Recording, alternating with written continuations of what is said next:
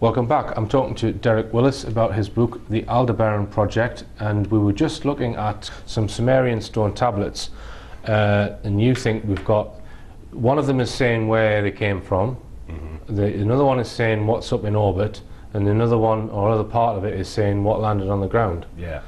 Right, and you think that they're revering all of these objects because it gave them some sort of phenomenal knowledge, yeah? Yeah, yeah. So just tell us what that knowledge was, you think, that came out of this capsule.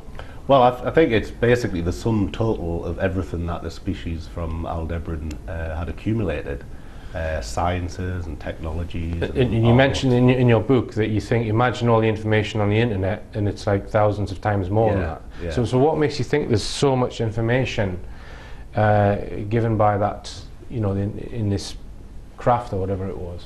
Well, I think it's an inference that I'm making because that's what we are currently doing now with probes that we are sending out of the solar system. Yes. My basic hypothesis is that the species from Aldebaran could see what was going to happen to their star and decided to send, you know, the benefits of their civilization to another species.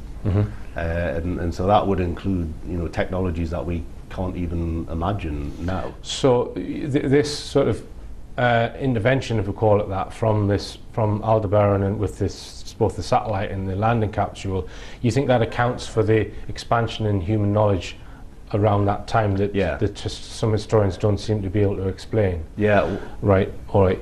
Now, and you then go on to talk about hermeticism. Just explain what that is and why you think it's important. Well, hermeticism was really a sort of a synthesis of religion and philosophy. There was this, well, he's not really a god, but Hermes Trismegistus, which means Hermes thrice great, who was revered for his knowledge. And he received his knowledge from a series of books which allegedly came from the sky. Right. So I kind of equate that with the arrival of the messenger.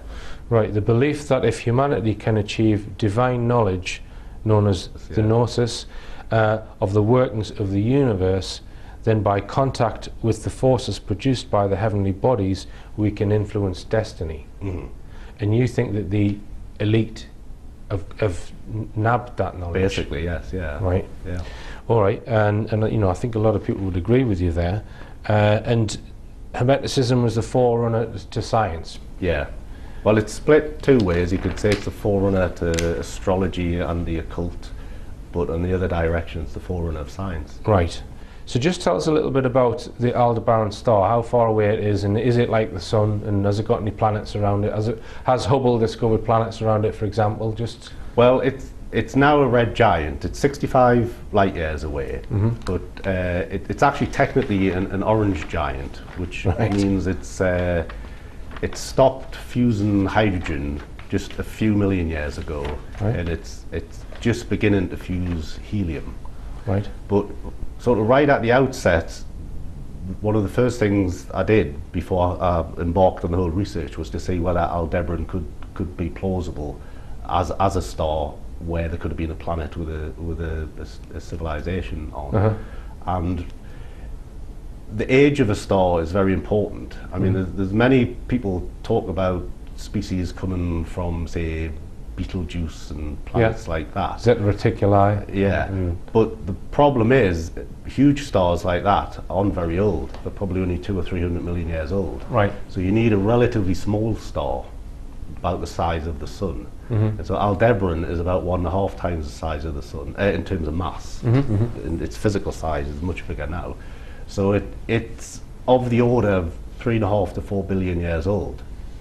So there was plenty of time for life to evolve on any planet's orbiting. So you're comparing Aldebaran with the sun, and you're looking for similarities because you think that if it's life similar to ours, it would have a similar environment. And you also looked at Bracewell probes. Just tell us about that, because this is another thing that humanity has done or suggested that you think another race might have Yeah. beaten us too. Yeah. So just tell us what Bracewell probes are.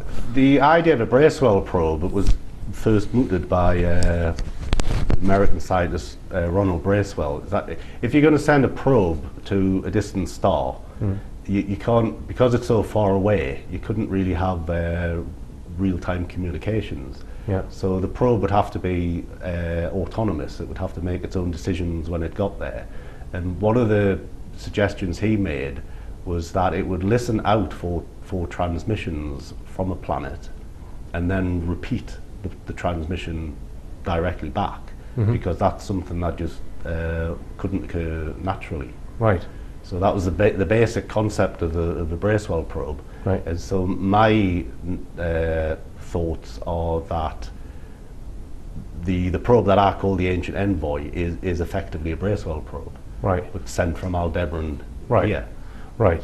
And it may be that they've sent out millions of them to lots of prospective planets, I suppose. I wouldn't say so, because there's billions of... Yeah, but... You think they've targeted the Earth? I think they have, because I think they would have observed the Earth. I mean, you know, we're only just now starting to see exoplanets around the stars. Yeah. Well, obviously they would have had far better instrumentation and would have seen that the Sun had a planet that was right in the Goldilocks zone, as they call it. Right. And so it was a good candidate for life being there.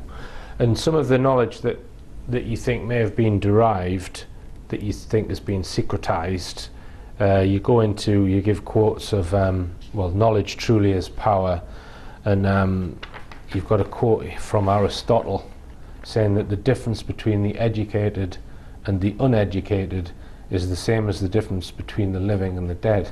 Yeah, it's a bit strong, that one, isn't it?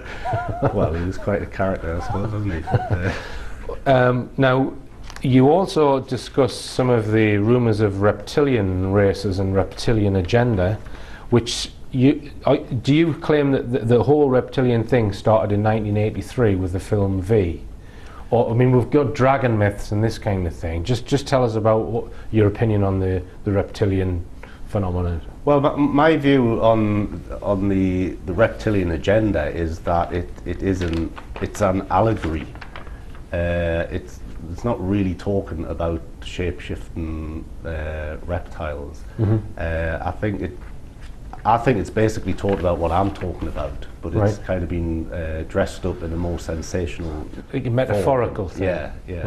Right. I see. And that fear, which I speak about a lot, the promotion of fear in order to dumb down the masses, is linked to serpents, and fear of serpents. All right. Now, who are the Watchers? Well, where do they fit in? The Watchers began as good guys, but were then their reputation was denigrated. My belief is that the Watchers were the people who, after the messenger arrived, there was various groups of people who had the knowledge. Who had the knowledge, yes. And there was the people who took it away secretly and have hidden it. But there was a group of people who they know of the arrival of the messenger, and they protect the knowledge that it exists. I see. And they are referred to in some ancient texts, and are referred to as ER or IR. And you've also write about the Tower of Babel. Well, I mean, what do you think that was? Well, I think originally, I think it was built as a library, which is where the messenger capsule was originally held. Right. But I think it was built, the dimensions of the Tower of Babel was conical, and I think encoded within that was information on the actual orbit. So, all right. So just to pop this question in, Derek, what do you think of researchers, well, such as Sitchin and perhaps people like Michael Tsarian, who would say you've got Atlantis hundreds of thousands of years ago, and then Mu maybe 800,000 years ago, these alleged continents which suddenly also had advanced knowledge. Do you buy into that, or are you just looking strictly at sort of the last 6,000 or 7,000 years? I'm just looking at the historical record, Right. and finding an explanation for that historical record. Right. Right. Now, you also talk about the 5-pointed star, because this you think could be a symbol of this secret knowledge. Just tell us about that. Well, I think it basically refers to Aldebaran, because often the pentagram is a red star, and Aldebaran is probably the most famous of the red stars. Right. And the apple is often used as a symbol of knowledge, from the tree the tree from Adam and Eve, and also it's fallen on Isaac Newton's head. And you reckon there's a secret thing coded inside an apple? Just tell us about that. Yeah.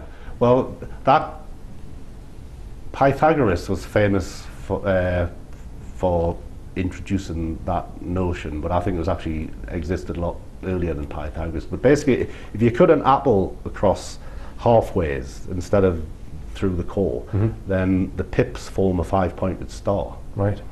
And also very quickly the tannin will turn the apple a sort of a reddish brown colour. Right. And so to be a member of the Pythagorean Society, that's how you introduced yourself. You were handed an apple and a knife, and if you cut it the right way, they knew that you were part of the secret. So it's a bit like a Masonic handshake. Basically, yeah. Right. Yeah. And interestingly, the Vril Society used exactly the same Right. method. Fascinating.